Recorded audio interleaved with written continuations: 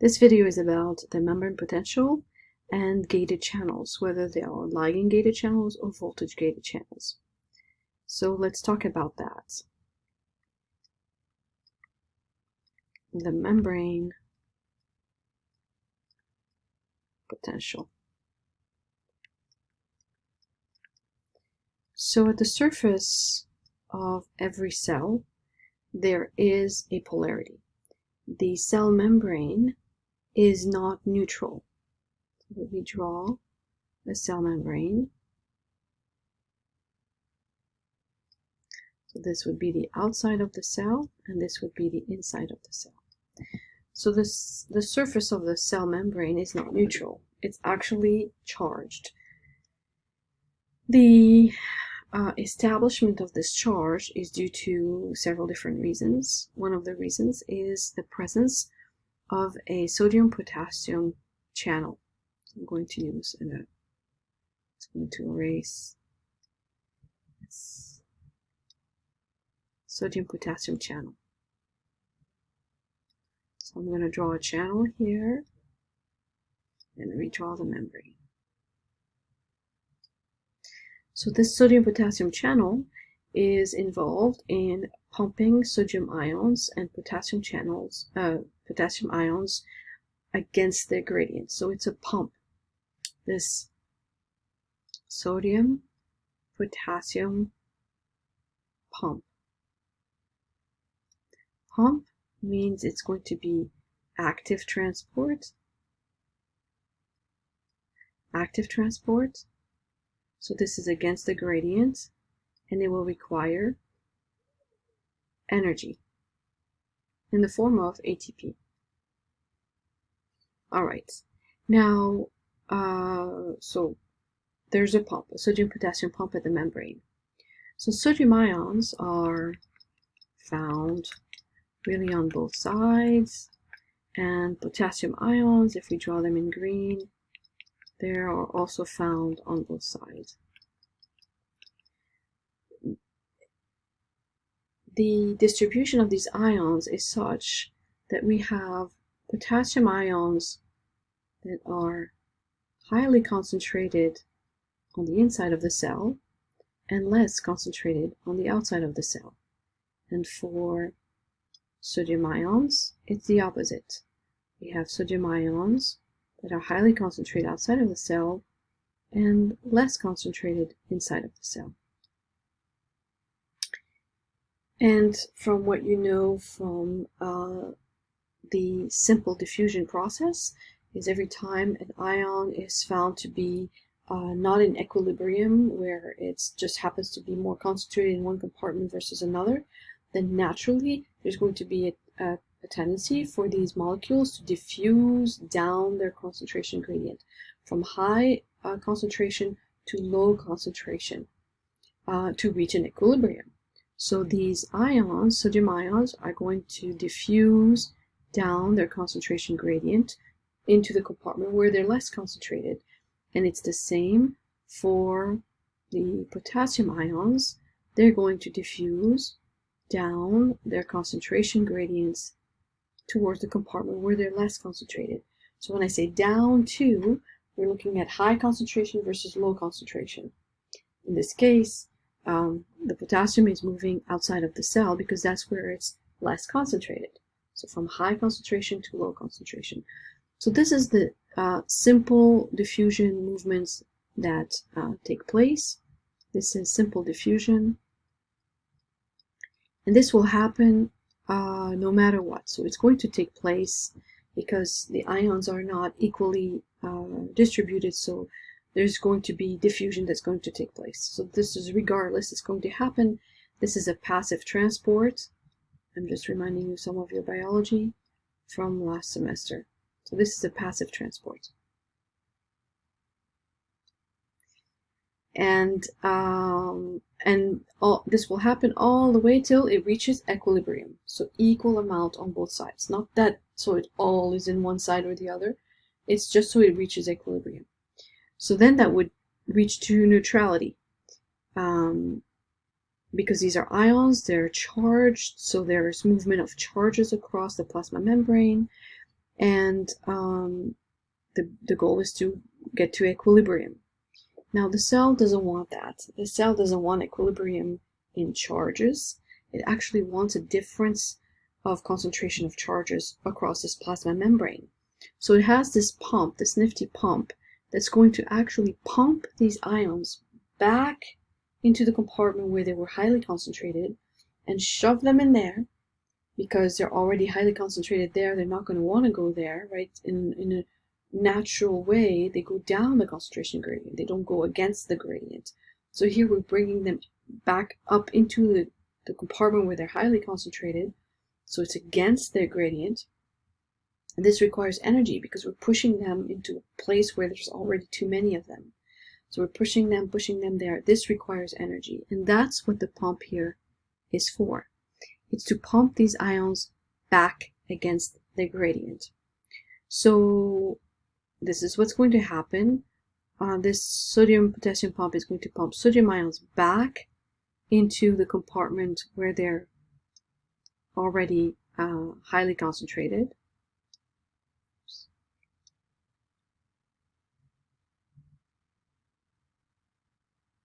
So back against their gradient. And same for the potassium ions. Potassium ions, they're here. They're getting, so think of potassium ions. They're here, right? They're outside.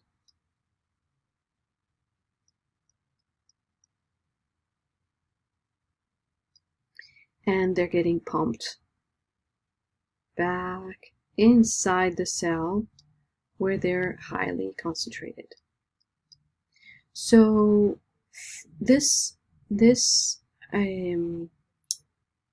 pump pumps these ions against their gradient, but not only does it does that, it actually pumps more of one than the other. So for every 3 sodium ions, it pumps out, it brings only 2 potassiums back in. So for every 3 sodium ions it pumps out, it brings 2 potassium ions back in. So automatically this is going to create a difference in charges, where you're going to have more positive charges that are going to accumulate on the surface of the cell than you have negative charges inside the cell. So inside the cell you also have the DNA, nucleic acid, that is in general negatively charged, and you have lots of proteins inside the cell that add negative charges to the inside of the cell. So overall the inside of the cell is more negatively charged, and we're pumping positive ions out more than we are bringing back in. So now we have a positive charge on the surface. So there is a difference in charge that is established with the help of the pump and the distribution of the molecules in general. So that's the membrane potential. That's the membrane potential. It means there is a difference. So potential is referring to the difference in charges. Those are very important terms. Difference in charges across this plasma membrane. And that's all the time. All the time in a resting cell, the plasma membrane is charged. So now that we know that, let's explain channels and the ligand-gated channels and the voltage-gated channels.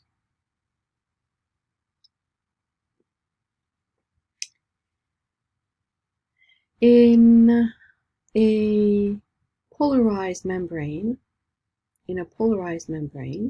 so here we go, this is the plasma membrane.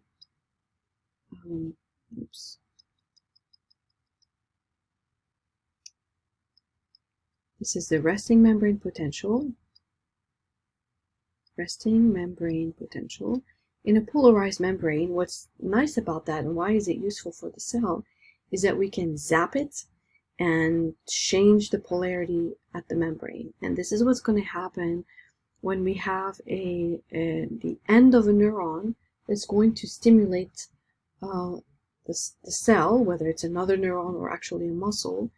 The stimulation arriving from a neuron, so let me do a zigzag like that to basically illustrate a little bit of the zapping motion. When you zap This is really simplifying ideas here, but I just want to give you the basic concept. When you zap this polarity, and you can actually tweak that polarity at the membrane, you can actually reverse that polarity, and you end up with, oops, I meant to have a different color here, and you end up with a reverse polarity at the membrane. We talk about depolarization.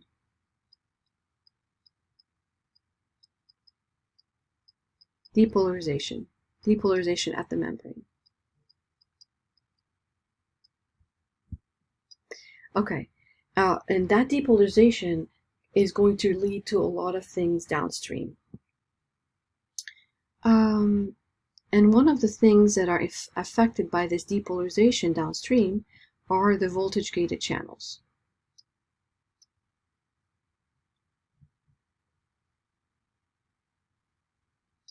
So there are channels. This is a voltage-gated channels.